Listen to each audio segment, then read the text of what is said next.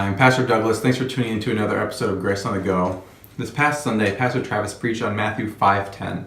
Blessed are those who are persecuted for righteousness' sake, for theirs is the kingdom of heaven. I think often we're persecuted for things that aren't righteousness.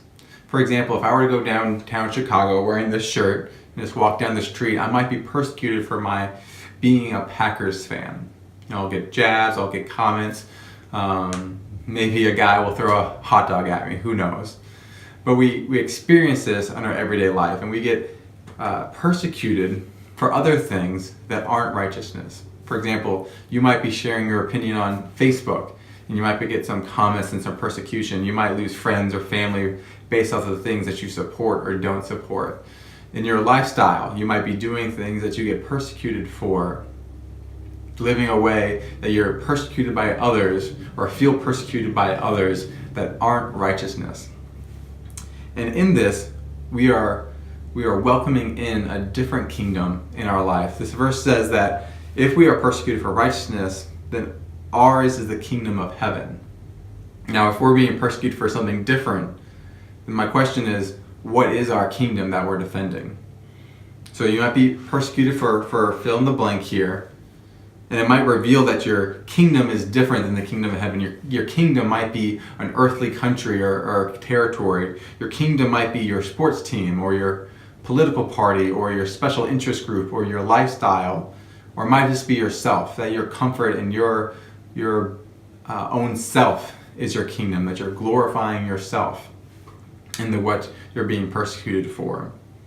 And so that's what I want to touch on here, because we can't have two masters. And we can't have two kingdoms that we're supporting. Jesus can't be our king, Jesus the king of the kingdom of heaven.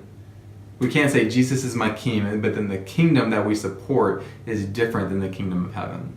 We can't have these two masters.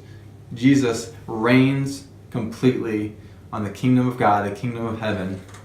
And if we are with him, if we are for him, then we must be persecuted for the things that he is persecuted for. He says that, hey, they persecuted me first, so they're going to persecute you. If we're not persecuted for those same things, if we're persecuted for something different, then most likely what is implying in our life is that we're standing for something that isn't the gospel, that we're trying to support and elevate something that Christ is not elevating. And so this leads to this dichotomy that we're experiencing persecution, that we're fighting for something that isn't important. And the things that we do need to be fighting for are righteousness, the gospel, Jesus Christ. That if people persecute us for these things, then we do have our place with him.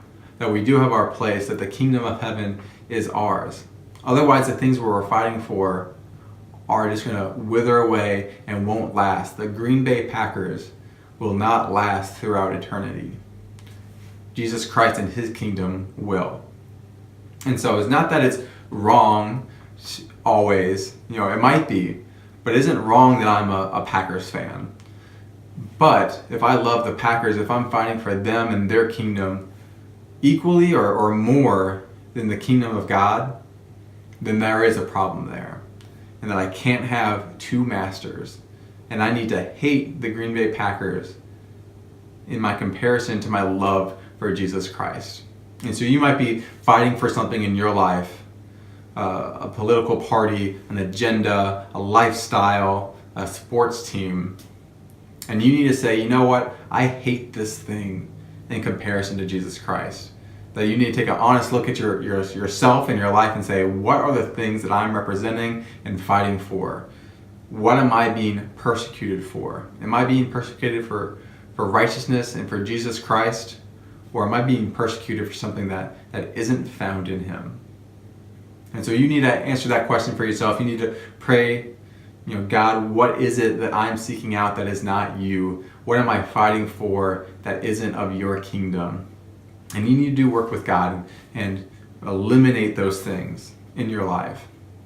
And maybe not eliminate them, but put them in check, to bridle them and say, it's okay for me to be this to an extent, but beyond that extent, it's idolatrous and I need to focus solely on Jesus Christ.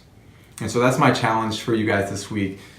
Are you being persecuted for righteousness, or are you being persecuted for something different?